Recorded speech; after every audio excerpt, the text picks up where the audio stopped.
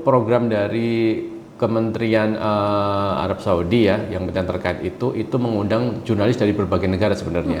Dari mungkin hampir semuanya ya, dari Eropa juga ada, dari Asia, dari Afrika ada, dan kita dari Indonesia. Dan kebetulan dari Indonesia saya salah satu dari beberapa teman yang terpilih untuk ke sana. Ya view-nya seperti itulah kira-kira. Nah ini dari atas ya, dari clock tower itu di menara pandangnya kita bisa lihat. Ini sebenarnya yang lebih zoomnya ya. Sebenarnya kalau kita lihat yang versi wide-nya itu lebih langsung kelihatan kota Mekahnya gitu ya, dengan Ka'bah yang di tengah-tengahnya seperti itu. Termasuk orang-orang Arab Saudi, petugas-petugas askar keamanan itu juga sangat sangat seneng kalau ngelihat petugas dari Indonesia. Nggak tahu kenapa. Kadang mereka malah ngajakin pakai bahasa Indonesia. Oh mungkin karena image kita tuh ramah kan ya, Mungkin Mas ya. Andika Jadi ya? terkenal gitu kalau di sana itu, oh Indonesia gitu. Oh gitu. Menarik.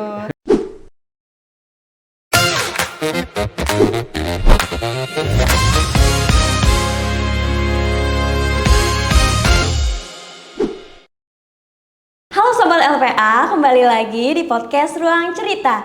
Di podcast ini kita bakal ngobrol santai tentang isu, pengalaman, dan juga cerita menarik dari berbagai narasumber.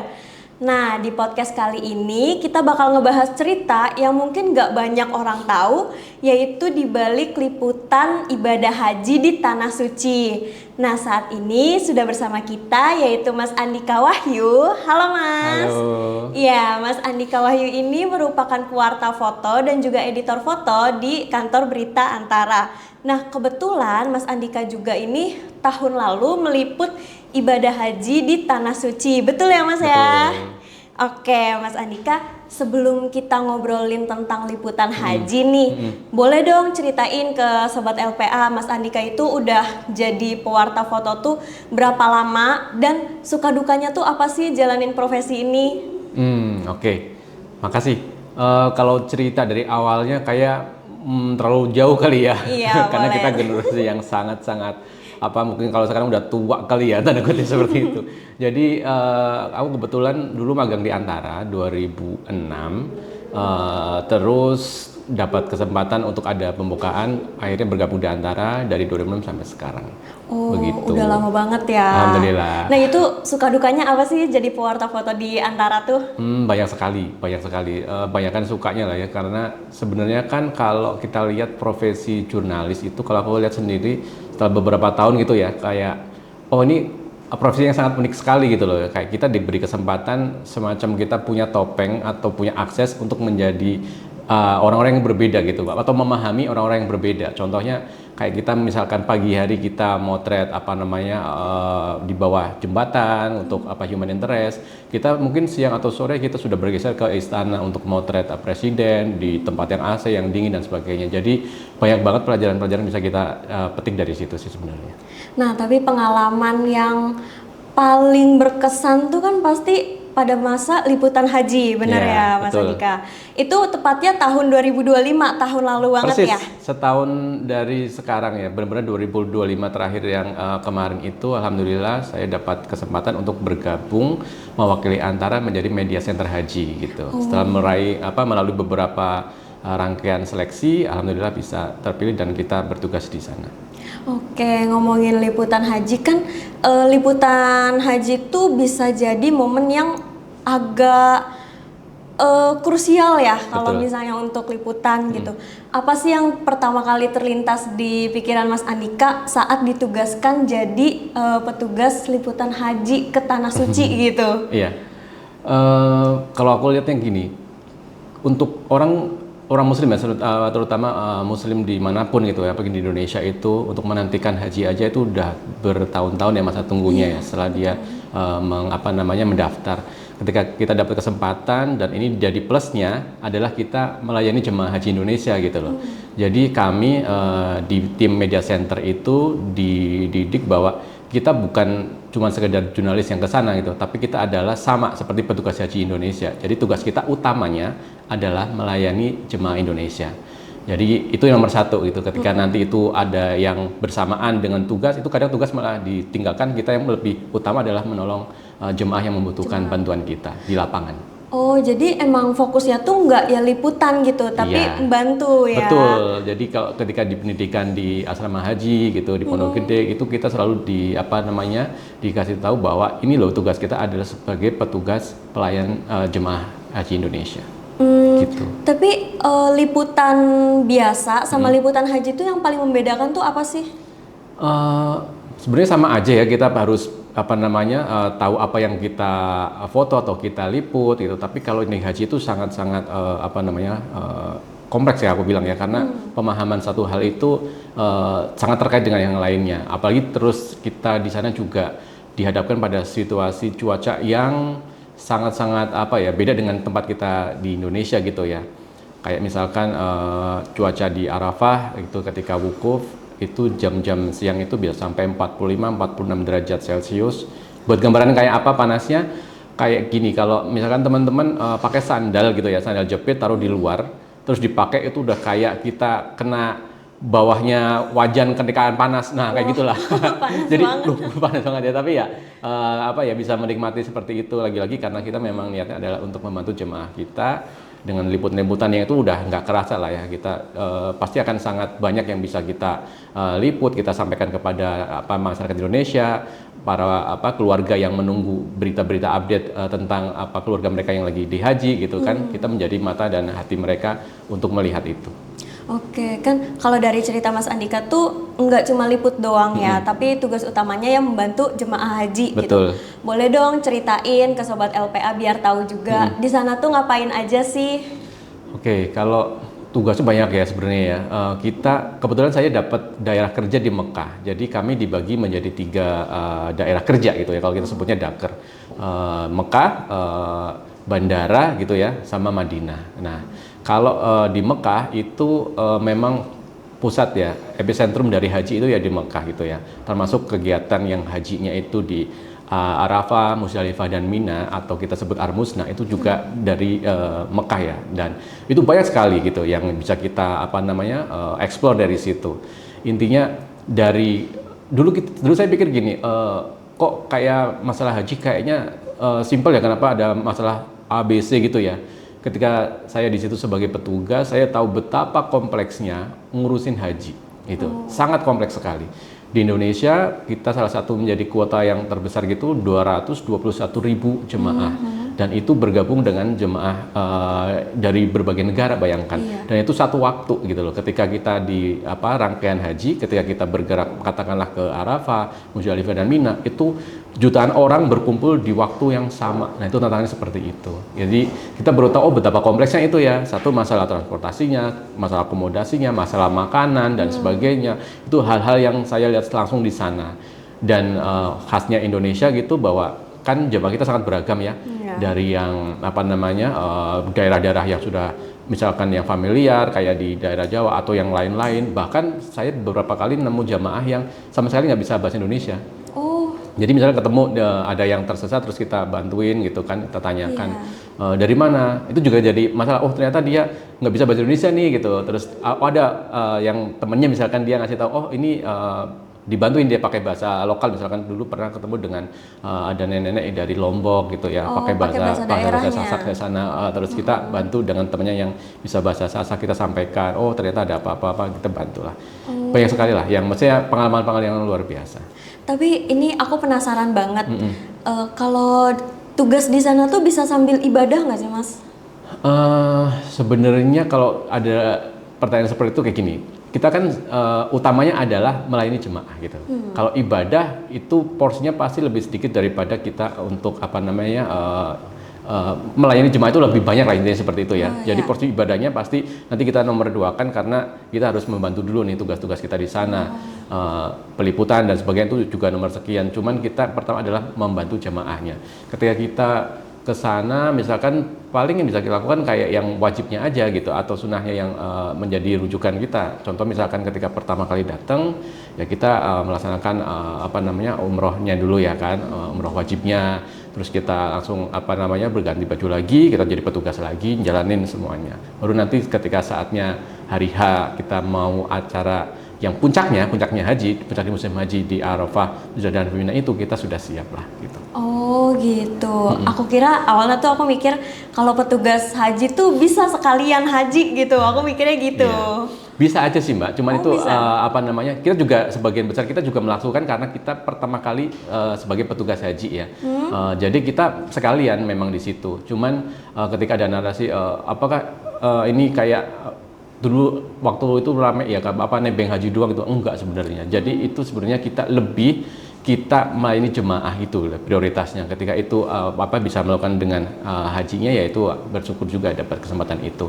Tapi saya menyaksikan sendiri teman-teman petugas haji Indonesia itu benar-benar mereka apa ya, di lapangan panas-panasan sampai malam kurang tidur dan sebagainya itu untuk membantu jemaah-jemaah kita. Jadi itu sangat-sangat luar biasa sebenarnya kalau kita bisa langsung lihat langsung di sana. Oh gitu. Berarti emang mau itu bagian petugas haji dari media dari manapun itu tetap satu sama Iya, petugas ya, iya, petugas kita haji sama, membantu kita jemaah. petugas haji itu. Sebenarnya adalah kita petugas haji, terus saya di pertama teman-teman di media, ada yang lain di transportasi, ada pelindungan jamaah, ada di konsumsi dan sebagainya. Kita sebenarnya kita sama, satu. Nah, selama di sana nih kan kita juga membantu jemaah haji, fokus ibadah juga, dan satu lagi tugas yaitu liputan. Itu cara bagi fokusnya gimana tuh Mas? Oke, kalau kami di Media Center Haji di Dakar Makkah, kita ada apa ya, kepala yang apa namanya memberikan kita agenda-agenda tiap harinya gitu. Agenda liputannya apa yang bisa kita liput untuk membantu informasi haji ini sampai ke tanah air gitu. Itu diagendakan sudah, terus kita bersama teman-teman meliput ke berbagai tema gitu, berbagai sudut kota di Mekah bahkan di luar Mekah gitu. Nah, kayak gitu-gitu ya harus kita koordinasi juga, misalkan ini bisa kita kembangkan untuk liputan dan sebagainya gitu. Tapi kalau di momen haji tuh kan Mas Andika tuh pewarta foto. Apa sih momen apa yang wajib banget dipotret gitu? Oke. Selain rangkaian haji dan sebagainya. Iya. Nah itu kalau aku sendiri itu kan sebelum ke sana udah lihat ya, pasti kita juga sering lah lihat foto-foto haji kayak apa sih gitu ya. Ada beberapa yang ini ada cerita menarik waktu pertama kali ke sana, aku pingin deh lihat selain tentu saja lihat Ka'bah untuk pertama kali, aku pingin banget bisa lihat kawasan Masjidil Haram dari ketinggian gitu lah. Itu udah jadi wishlist lah pertamanya itu. Gimana caranya ya gitu ya. Terus ke sana kok susah ya maksudnya dapat yang diinginkan gitu ya. Kita berusaha mentok lagi dan mentok lagi. Akhirnya dapat kesempatan itu dari Kementerian Komunikasi dan Informasi atau Komunikasi Digitalnya Arab Saudi itu mengundang jurnalis dari Indonesia, dan kebetulan saya yang bersama teman-teman itu terpilih untuk ke sana. Akhirnya dapat akses gitu ke tempat namanya Royal Court Museum ya. Jadi di tower paling ujungnya, paling tingginya lah di situ ya, paling tingginya kita dapat akses sampai ke atas gitu. Yang kalau di Masjidil Haram itu yang ada jamnya gede itu loh. Kita bisa sampai di bawah jamnya itu, kita lihat gambar suasananya kayak apa sih di Masjidil Haram tuh luar biasa sih. Aku mau lihat dong hasil-hasilnya di sana kegiatannya. Iya.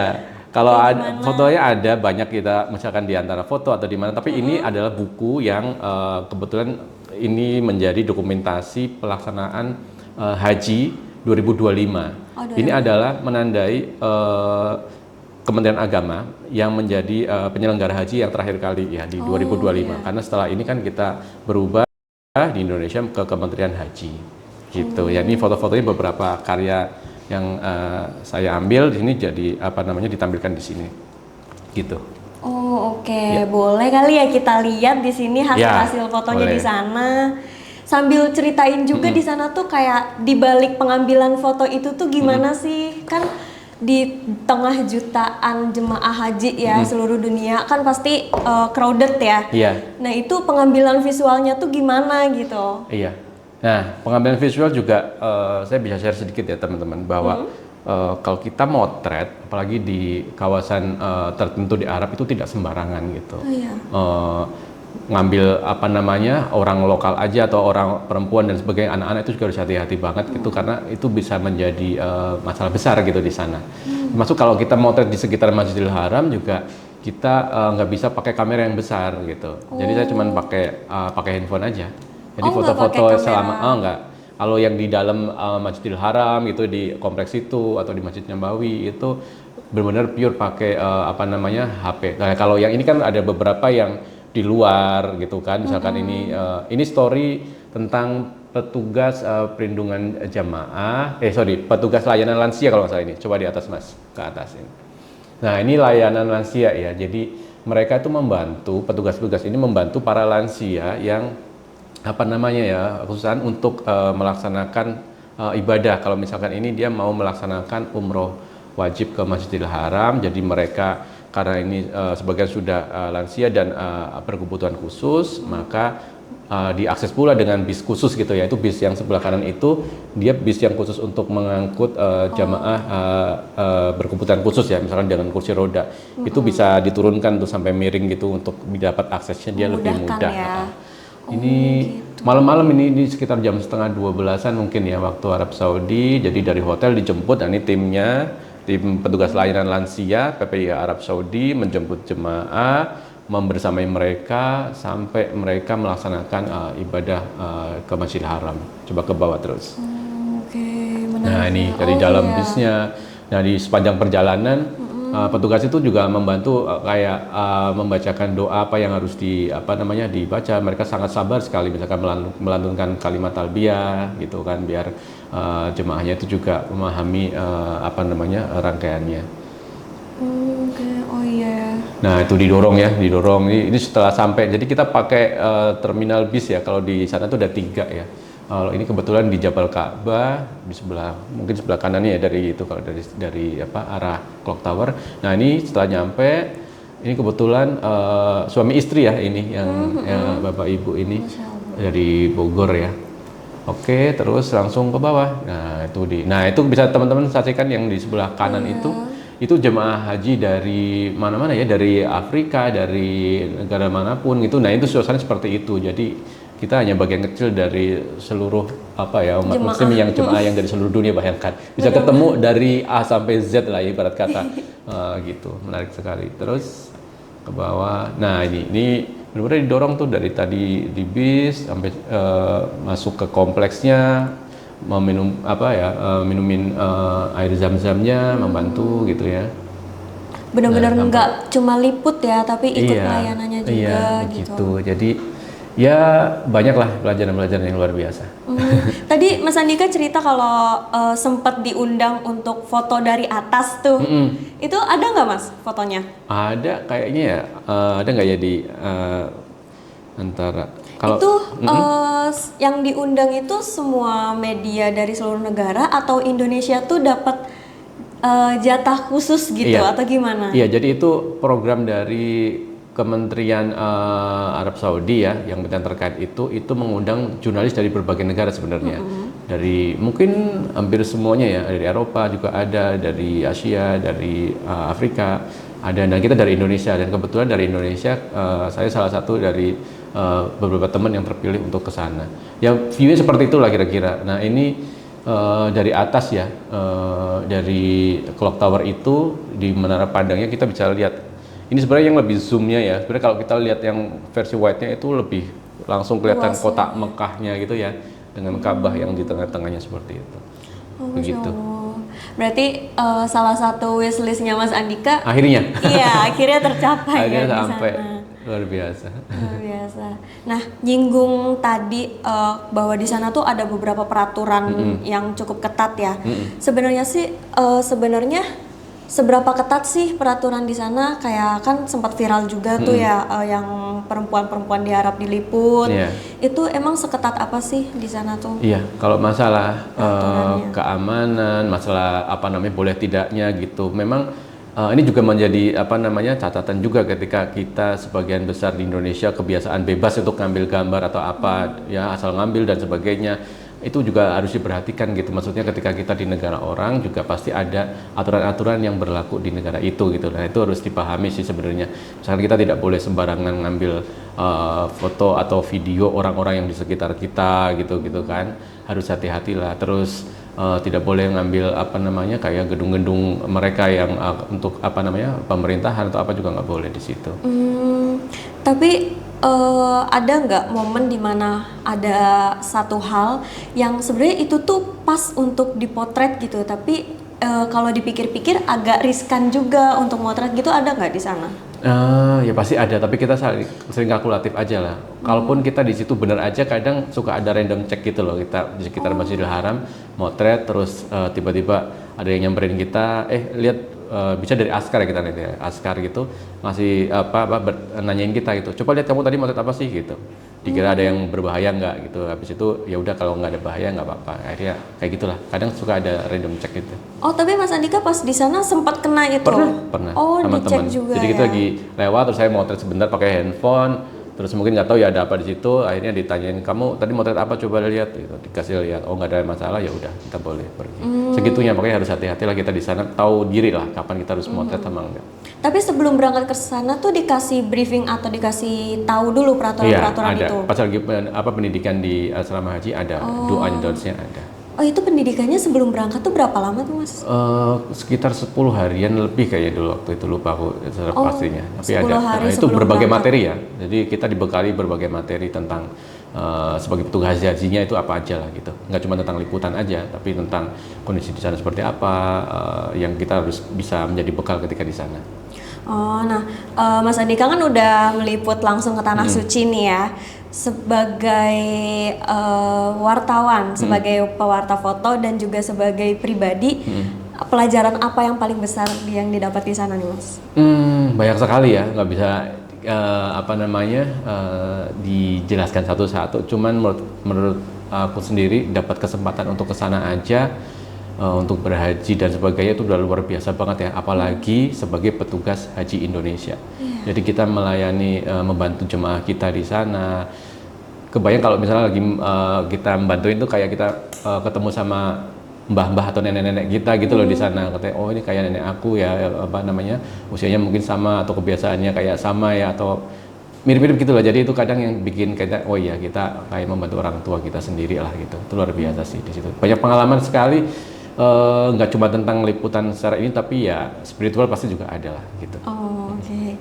Kalau bisa dibilang liputan haji itu salah satu liputan yang emosional ya. Sangat. Cukup. Nah, itu tuh selama liputan haji, kalau dirangkum kesan-kesannya dalam satu kalimat apa nih? Liputan haji apa ya? Kesannya ayo. Ya bersyukur sih, kita lebih bersyukur aja. Oh, bersyukur. Bersyukur semuanya kita bisa melakukan. Kalau dari awal gini, kalau saya dulu waktu jadi petugas haji, saya kan dikasih kesempatan awal untuk punya kemampuan nulis, ngambil gambar dan sebagainya gitu. Dan sampai ke sana itu yang saya bilang, semoga dengan apa yang Allah kasih ini saya bisa membawa kegunaan untuk banyak orang lah gitu. Dan itu akhirnya dapat lah gitu, maksudnya yang bisa foto-foto ini bisa dinikmatin oleh orang-orang banyak, dan semoga bisa menginspirasi juga orang untuk pergi berhaji, terutama anak-anak muda. Oke, Mas Andika Gitu. nih kan udah bawa sesuatu Oh, nih iya. ya dari pengalaman hajinya. Boleh dong diunjukin itu tuh apa ceritain Oke, juga teman-teman. gitu. Jadi ini beberapa barang yang mungkin teman-teman tahu di berita, tapi kayak apa sih barangnya ya gitu. Nah, ini namanya nusuk ya. Nusuk card ini saya tutup ya ini ya. Jadi nusuk card aku waktu itu, jadi ini menjadi ID kita bahwa ini loh dari pemerintah Arab Saudi, kerajaan Arab Saudi, bahwa kita itu adalah benar-benar yang diizinkan untuk menunaikan haji di situ lah, boleh memasuki kota Mekah, boleh memasuki Ar-Musna dan sebagainya. Itu adalah tanda kita. Ini di sini ya. Jadi ini ada nama, ada nomor paspor dan sebagainya. Terus ini menjadi akses kita. Ini nggak boleh hilang ya, teman-teman. Ketika selama kita di sana, apalagi di puncak haji, itu benar-benar ini udah harus selalu nempel ke badan kita. Oh, oke. Oke, Terus ada apa lagi tuh? Kalau ini kartu kita di kantor urusan haji, kebetulan juga kita kan bagiannya di situ. Nah ini baju yang selalu melekat setiap kita keluar dari tempat kita menginap, kalau di hotel ya ini.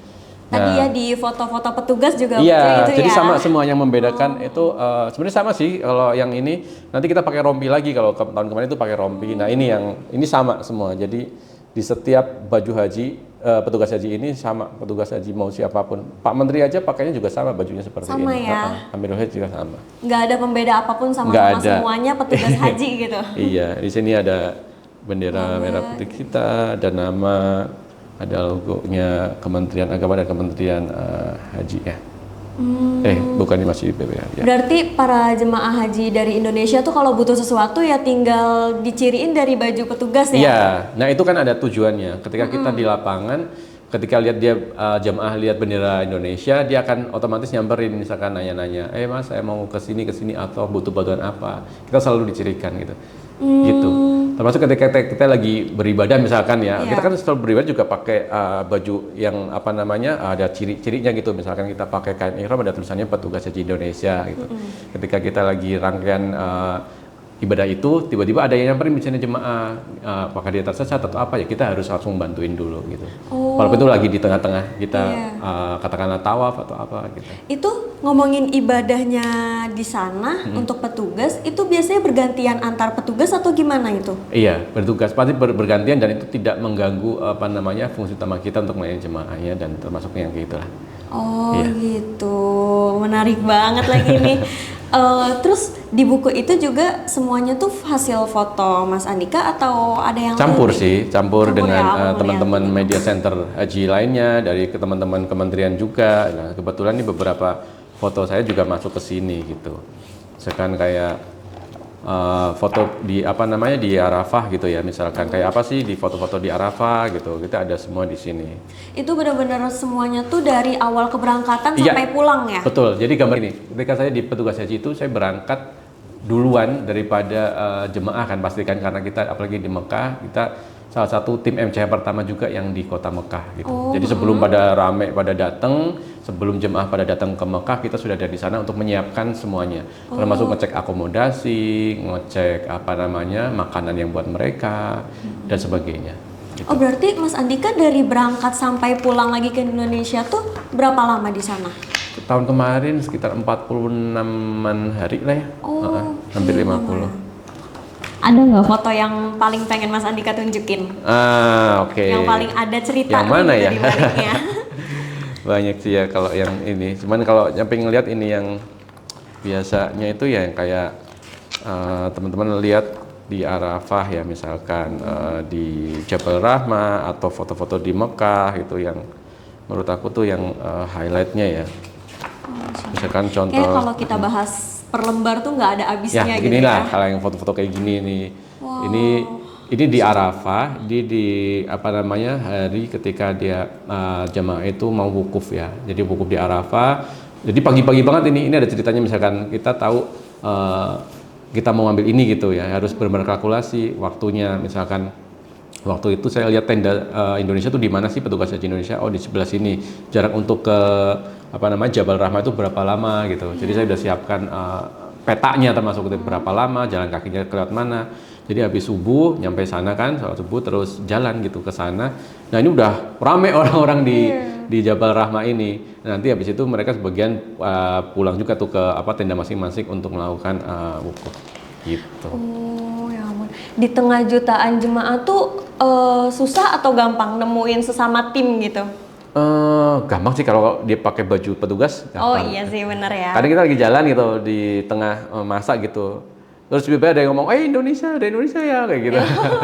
Oh gitu. Sangat-sangat ini. Termasuk orang-orang Arab Saudi, petugas-petugas askar keamanan itu juga sangat sangat seneng kalau ngeliat petugas dari Indonesia. Nggak tahu kenapa. Kadang mereka malah ngajakin pakai bahasa Indonesia. Oh mungkin karena image kita tuh ramah kan ya. Mungkin ya. Andika, jadi terkenal gitu kalau di sana itu Indonesia gitu. Oh gitu. Menarik. Berarti dibilang crowded tapi kita mudah juga ya mengenali orang, saling membantu se-Indonesia gitu ya, sesama Indonesia. Iya. Nah, Mas Andika, aku punya pertanyaan nih. Kalau bisa dijawab yang cepat ya. Mas Andika, lebih milih foto estetik atau foto yang punya cerita yang kuat? Foto punya cerita yang kuat. Kenapa? Kalau punya cerita yang kuat itu kadang kita bisa apa ya ngerasainnya tuh benar-benar sampai dalam gitu loh. Kalau estetik cuma pleasing your eyes, tapi kalau yang tadi itu bisa sampai ke hati gitu. Misalkan oh ini ada sesuatu yang bisa kita sampaikan, atau foto ini menggugah cerita orang gitu kan. Ada kehangatan di situ, ada humanismenya di situ, ada humannya gitu. Menurut aku tuh lebih kuat sih. Kalau aku lebih suka yang kayak gitu. Oke, menarik banget ini ceritanya. Oke, Sobat LPA, seru banget obrolan hari ini. Dan jadi kita juga jadi tahu gimana di balik foto-foto itu diambil, gimana tantangan-tantangannya, kesulitannya saat meliput haji di Tanah Suci. Banyak banget cerita yang orang lain itu nggak tahu, ternyata kejadiannya itu seperti itu gitu, seperti yang udah diceritain sama Mas Andika. Mas Andika juga makasih banyak banget. Sama-sama. Udah bisa sharing ceritanya, pengalamannya untuk liput haji di sana. Dan untuk Sobat LPA, terima kasih sudah nonton podcast Ruang Cerita hari ini. Jangan lupa follow terus untuk saksikan episode selanjutnya dengan narasumber yang lebih menarik. Sampai jumpa.